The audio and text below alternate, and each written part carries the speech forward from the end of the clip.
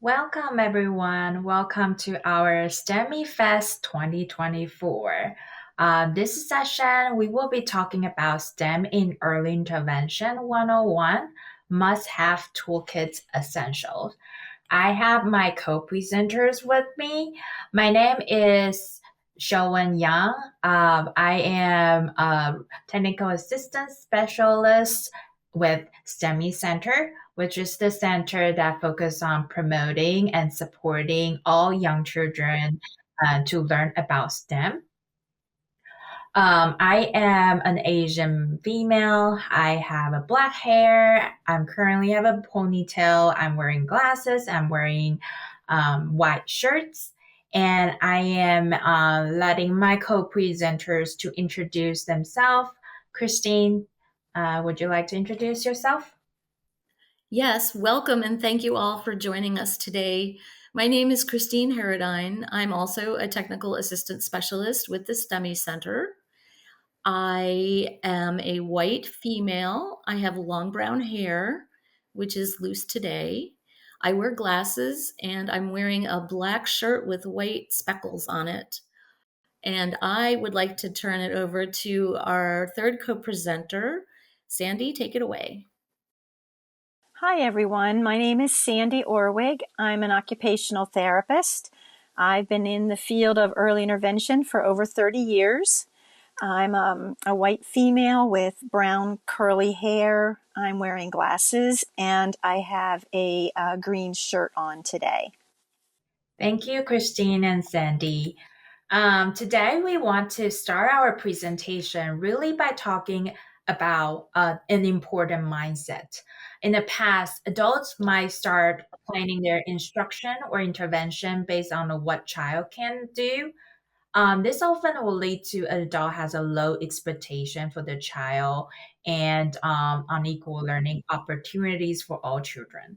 Therefore, it is important to start this topic by stating that our approach is grounded in a statement from National Association for the Education of Young Children that all children should have the right to equitable learning opportunities that enable them to achieve their full potential as engaged learners and value members of society, and this include infants and toddlers with developmental delays or disabilities.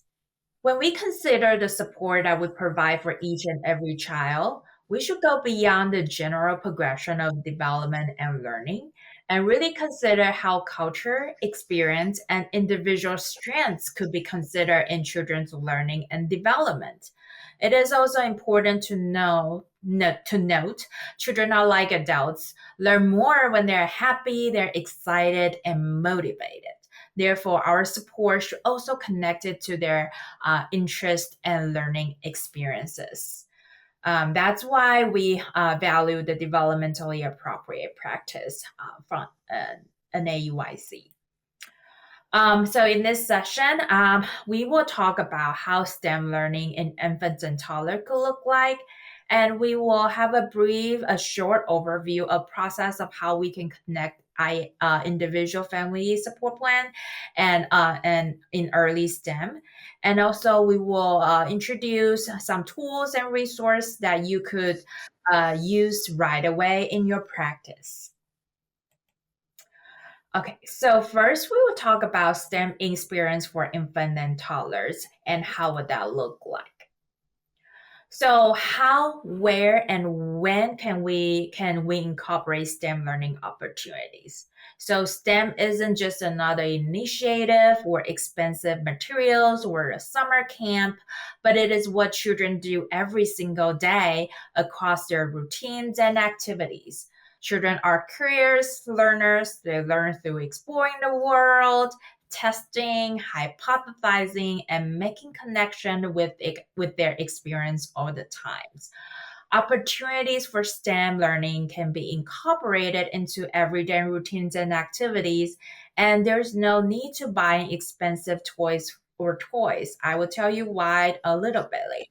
Like if your child like food, like my 6 month old son who just got exposed to solid food, And when he was eating food, feeding himself using spoon, he like put a little bit food in his mouth and drop his spoon after he put the spoon in his mouth. And what we could do to support STEM learning in this scenario, instead of saying, no, you can't do that, don't do that, we could find a way to incorporate STEM, like let him try dropping different things and talk about what is going on. Like, you drop a spoon and it make a loud noise. How about a washcloth? You drop it. Does it make sound like your spoon make it? Like, does it make a loud noise too? So have that kind of observation narrative and to help your child connect to the STEM learning and the real life experiences. So besides mealtime, you can also do that during bath times too. Perhaps you can find ways to talk about force and motion when they're splashing in the water with their hands. You can talk about, look at that big waves you're making with your hands. How can we make smaller waves? Can you make waves with your leg as well?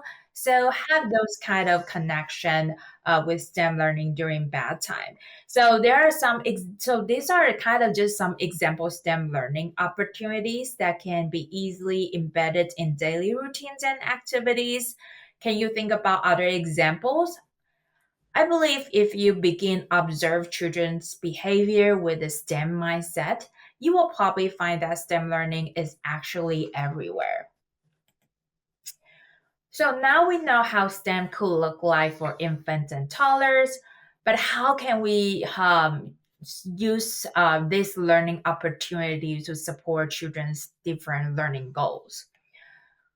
So that's why I would like to start by introducing this framework. We know that working with early intervention, it is important to collaborate with families and partner with families. So this is a big foundation for all of the things that we mentioned here.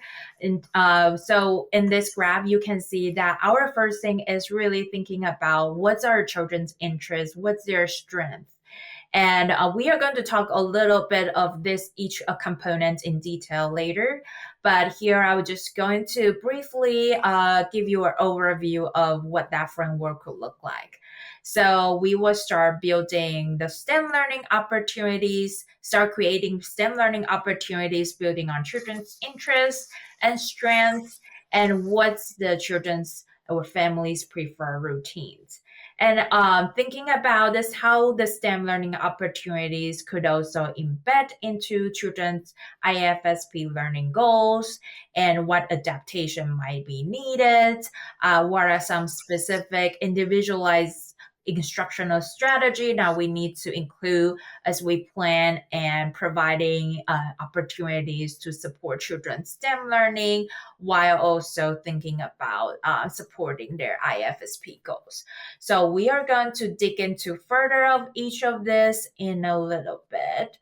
But this is overview what we're thinking about how you can think about supporting children's STEM and also IFSP goals all together.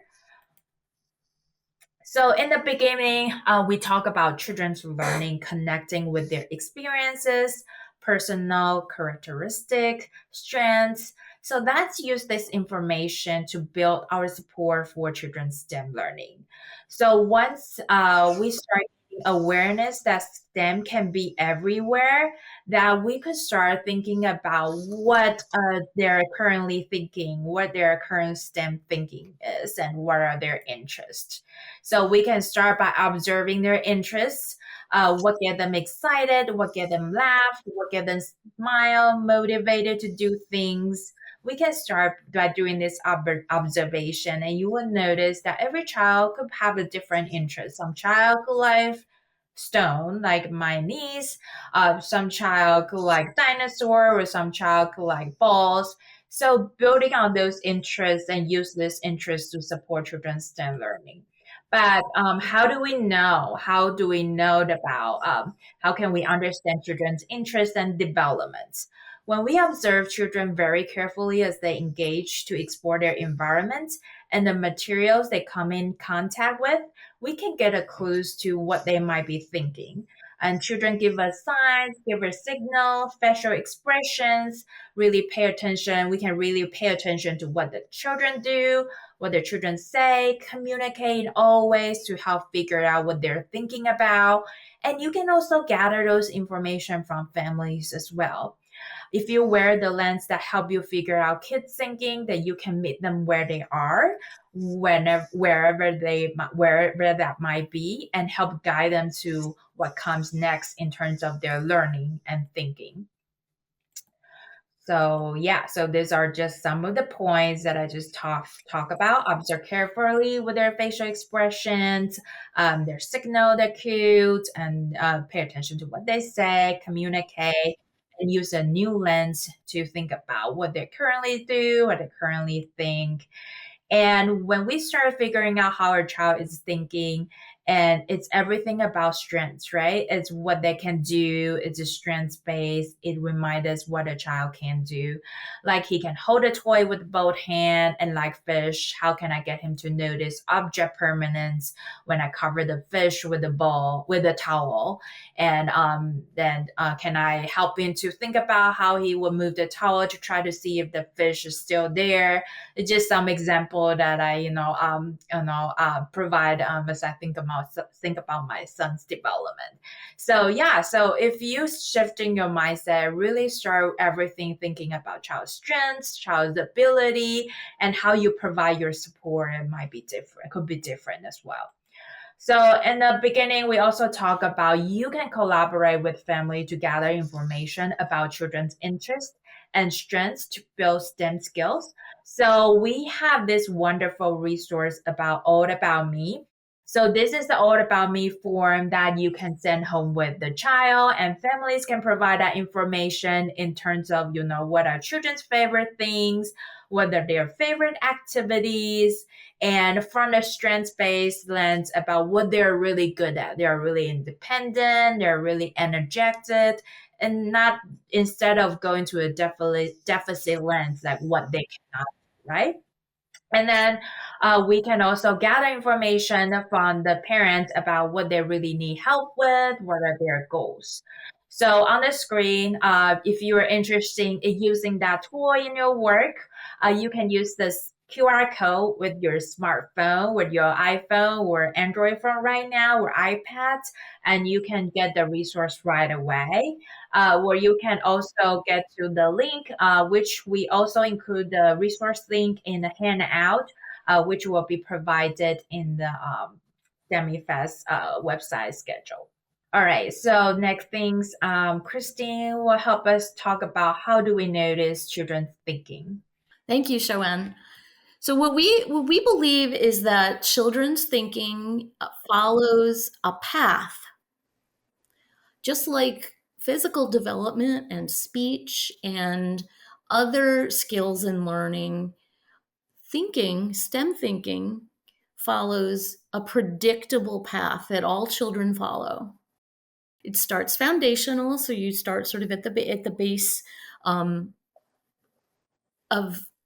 of thinking. You start at the foundational levels, and then as the children learn more, they move along and develop more sophisticated thinking as they travel the path. And in order to figure out where children are, we start with observation, like Hsiu-Wen shared with us. We observe, we watch children's reactions in all manner, their facial reactions, their bodies, their any language that they might use, any way that they might choose to communicate. So you watch and you take in what they're doing, and then we help them along this path and sort of scooch them and support them into moving along the path into the next level.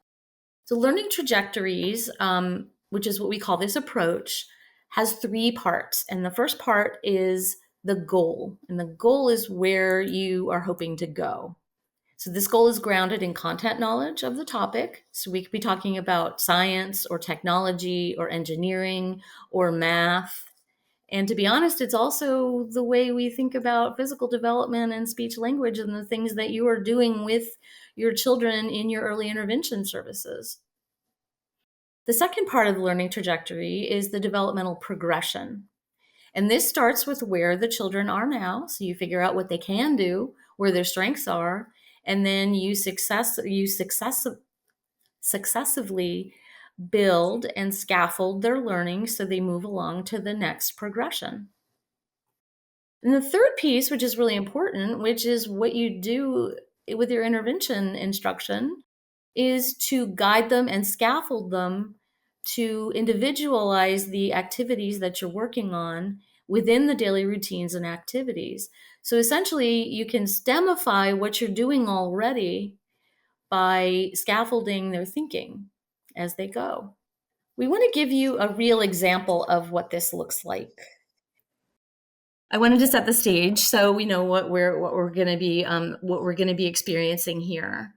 We have a little friend in a museum center who has a caregiver with him and an adult who's interacting with him.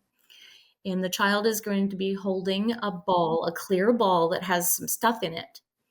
And the adult is going to be interacting with the child and narrating what is happening, what she is doing, what the child is doing.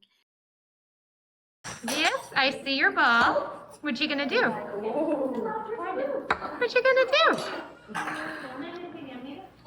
Watch. I shake. I drop. Should I do it again? I'll drop it. Drop.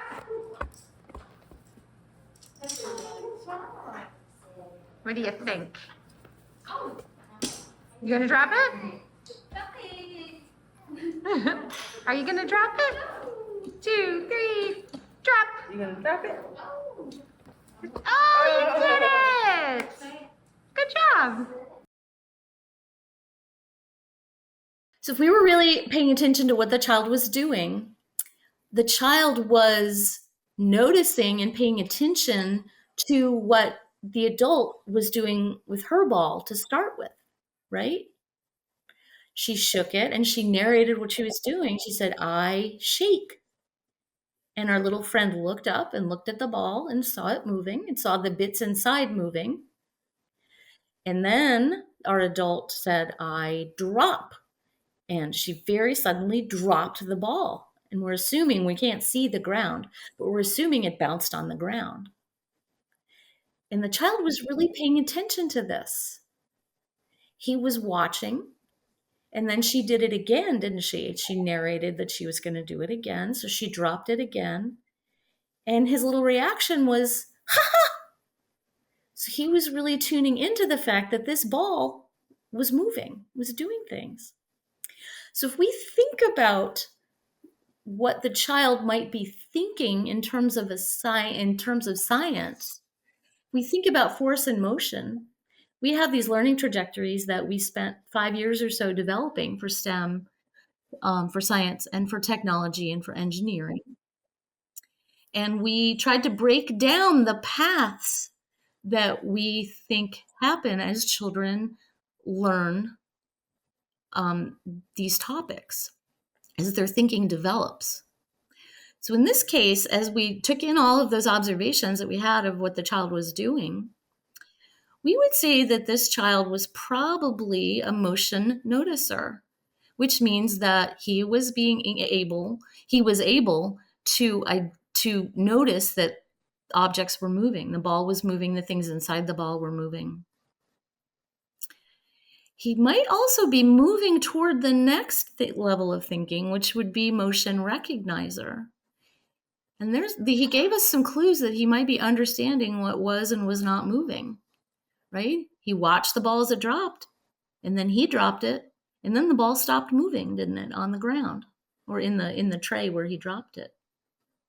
So as you're working with children to STEMify and to sort of sneak STEM into the things that you're doing with them in an everyday routine or activities that are going on around you that you're doing anyway, you can watch for where the children's thinking is developing.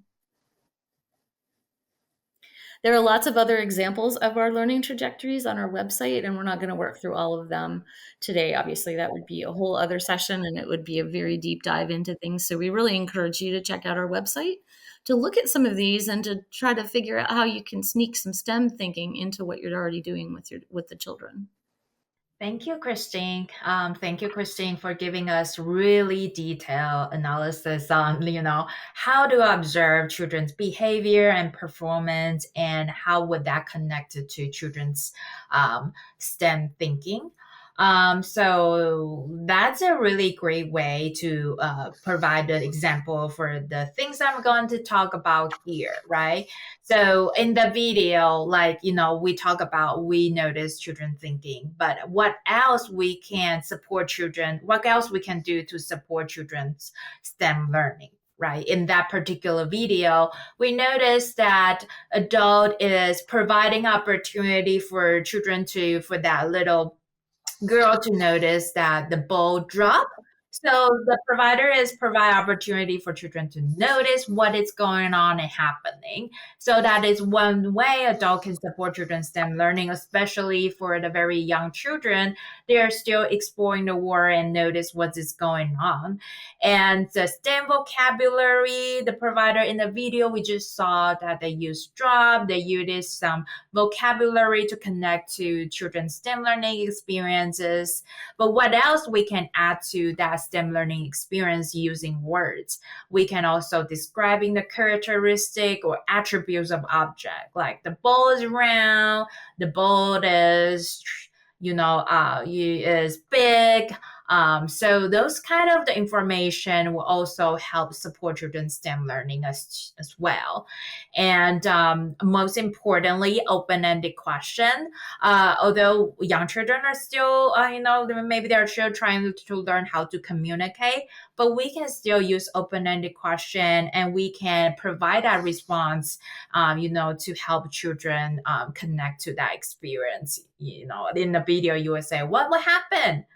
And then we could provide that response to the children and help children to think about what will happen and connect to their real life experiences. So that's some of the opportunities and things we can embed in young children's STEM learning. So besides how to notice children thinking and how to move along the path toward the goals, some people will ask if there are specific trajectories for children with disabilities, and really there isn't. The most important, we really need to think about how to provide adaptation and individualizations to make sure all children can make progress toward the STEM learning goals.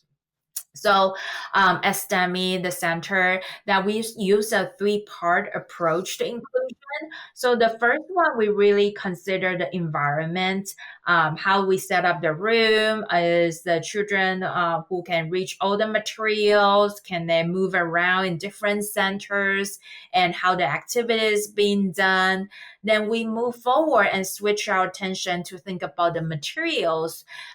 Do we need to make any modification to the toys, the books, material? Should we give a different size, different color to give children a different way, a variety of ways to engage with the materials? And finally, we will consider the instruction or guidance that adults offer.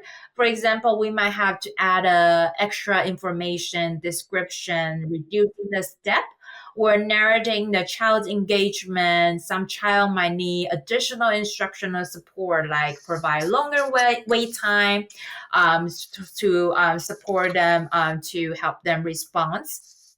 So knowing this adaptation and teaching practice can go hand in hand, can help all children and other children. So we don't necessarily have to think about, oh, there's another special trajectory for children with disabilities. Actually, is how we as adults could provide support for access and for children to participate in all learning opportunities. All right. So after all the information you have heard so far, you're probably trying to figure out a way to use the information during your session.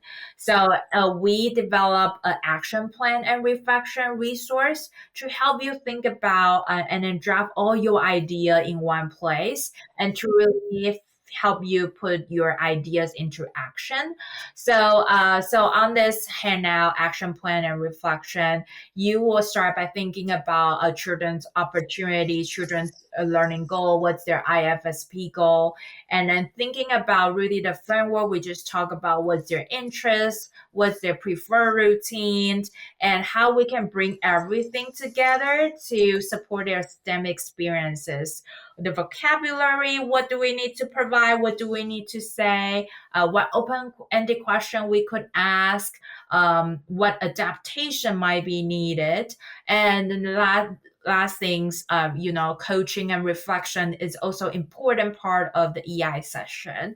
So on this handout, we also provide some coaching strategy to just help you, think about what are some of the coaching strategy would be ideal would be more ideal when you work with this particular families, and what's the reflection, after you work with this family, what's the family's reflection, what's your reflection when working with these families, and hopefully we can improve the process for the next sections and ultimately support children's STEM learning.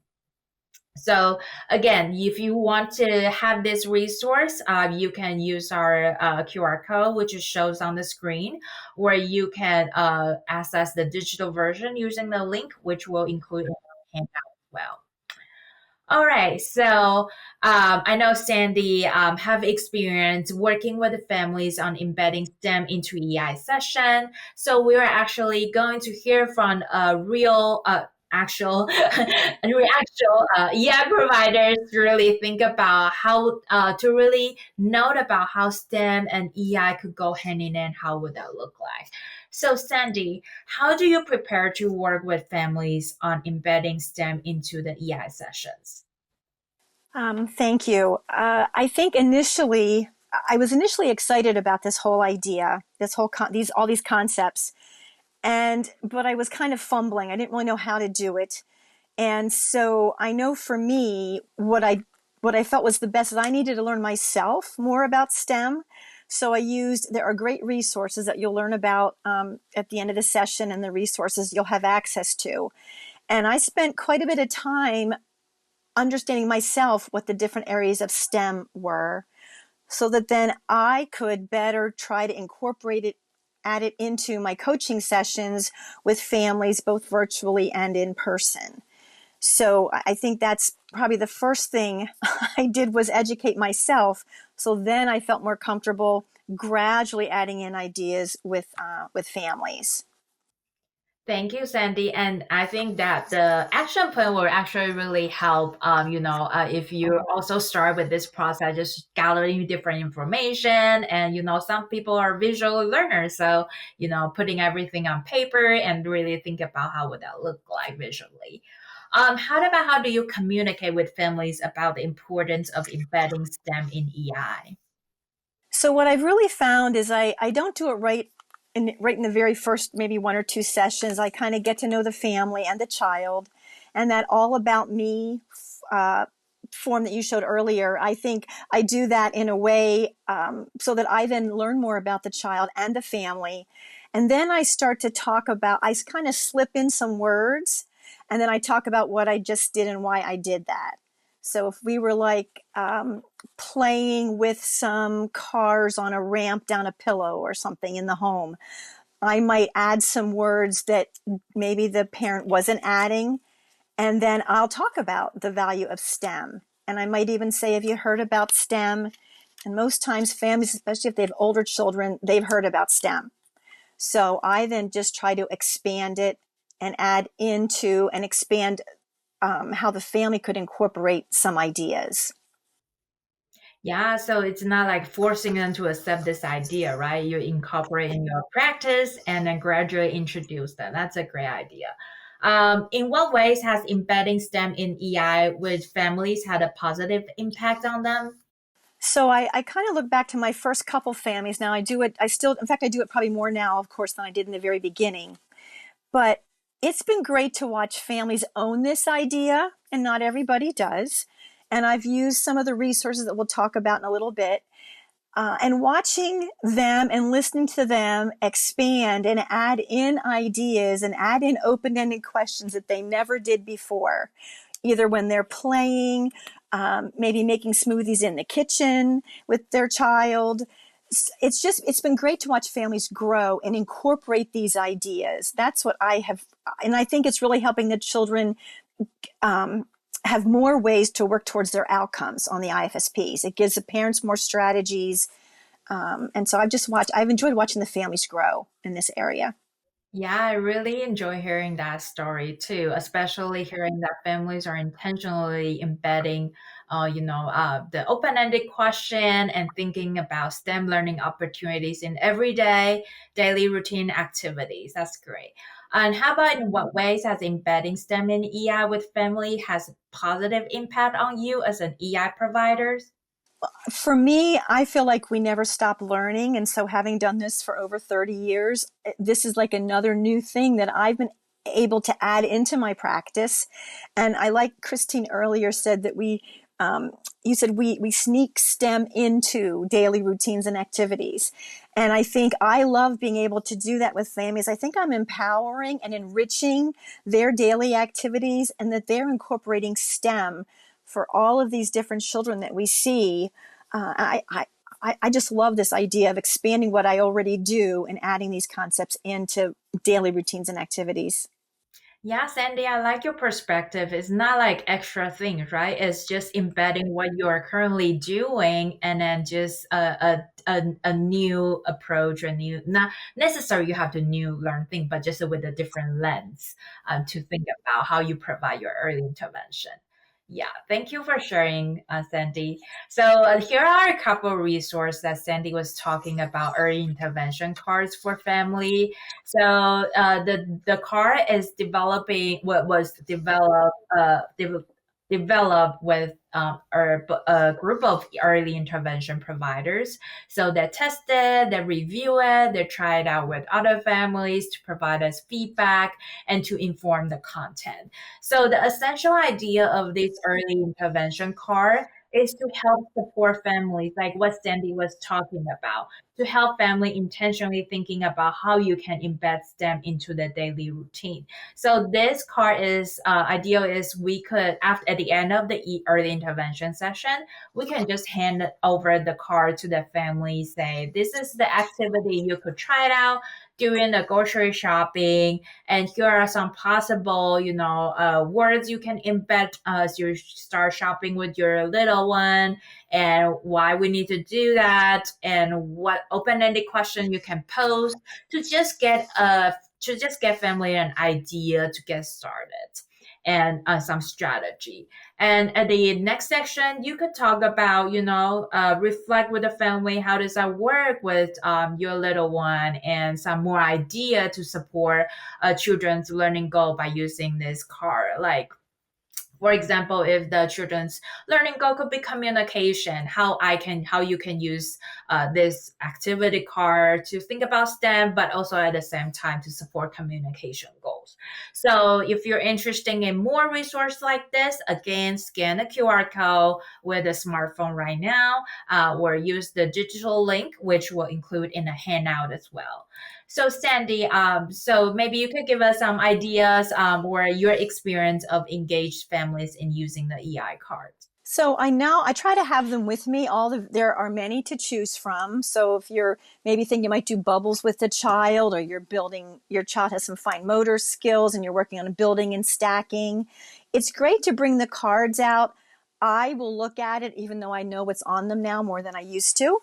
But I'll look at the words and some of the ideas on the cards, and then with the families that are really open and interested, I'll show them what I was just looking at and give it to them and say, here are some other ideas that you could now take and add to your play with cars and blocks and balls outside, inside, or if it's a really young person, we're doing bubbles. There's some really great ideas on the cards about bubbles. And I think it helps parents figure out, I'm going to call STEM talk. I know we're going to talk about that in a minute, but how to add in some words. And, so if we add more than, look at the bubbles, now there's more to add. And we're enriching every child's interaction with activities by using all these great ideas on these different EI cards. Yeah, that is great. And then, yes, we are going to talk about another resource about everyday STEM talk.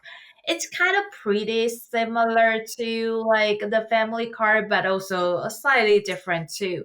So for this one, it's essentially to help family or help you to get started, right? So in the beginning, we will think about open-ended question. Oh, what should I say? What should I ask? What should I say will promote STEM learning? So this is like kind of beginner resource, like, what could I say? And you can help you get that, and hopefully can help you get started with have everyday STEM talk to support family, have everyday STEM talk with their child.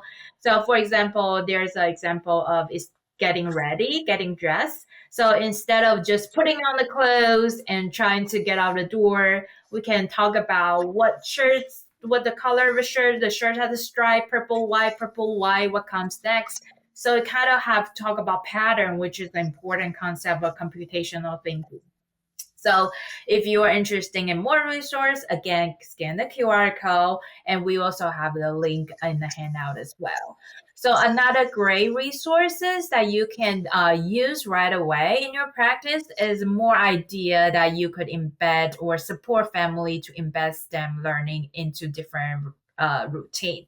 So this one, we have a daily routine exploration, we have a meal times, we have bath time, we have dress time. So in this specific handout, we not only provide activity, we also provide more information about, what specific key STEM progression step that the children is learning in that specific activities. What are some ideas, general idea for adaptation, provide instruction. So another great resource to help you get started when you start thinking about embedding STEM in daily routines and activities. And you can add your ideas, add children's learning goal into this handout, and thinking about how you can add your own strategy, add families' culture experience into this handout, and use that and turn that into something that will be meaningful and useful to support children. All right. So last question, Sandy. So I know everyone probably in this session are pretty new to embed STEM in EI. So what advice do you have for others when embedding STEM in EI? So I think now that we have all these resources, I think the first one on everyday STEM talk, that one, and what you just talked about, those daily routine explorations, I think those are great tools that as providers, PT, OT, speech, special instructors, those are resources for us first, so that it helps us expand our knowledge so that we can expand the family's ability to incorporate all these ideas into daily routines and activities, especially then linking it to all the different outcomes each of us are working on to support the family who are supporting their child. So I think those resources, and then of course the EI cards, but I think we need to get familiar first. And then I know for me, I like tiptoed. So I took force and motion as the thing that I tried to learn the words about when we're building and pushing and pulling and rolling down a hill, all these different concepts that we use and play all the time. I try to be able to expand my vocabulary, my narration, and a modeling, and then talking to the family about what I did so that they were hearing it and they could then try it and practice it. And again, what I loved is hearing them do that, just that. In another session, I hear them using some words that we talked about or using some things from the resources that I shared with them. So I think for early interventionists, it's just another tool in our toolbox to support families even more, support kids, and expand everything they're doing. And we're embedding STEM into everything they do, as well as linking all of their outcomes to all these daily routines and activities. So there are I think the resources at the STEMI website are just great. Thank you, Sandy. I know a lot of providers coming to just want to get an idea, strategies, tool that you can use immediately right away. And we hope that the context we provide you could help you use or implement these resources more effectively. yeah, thank you so much for coming to our session. And if you have any question about using the tools or using the resource, finding resource, feel free to reach out to us. But anyhow, enjoy rest of your STEMIEFest, and we hope to see you again in next STEMIEFest. Thank you. Thank you. Thank you.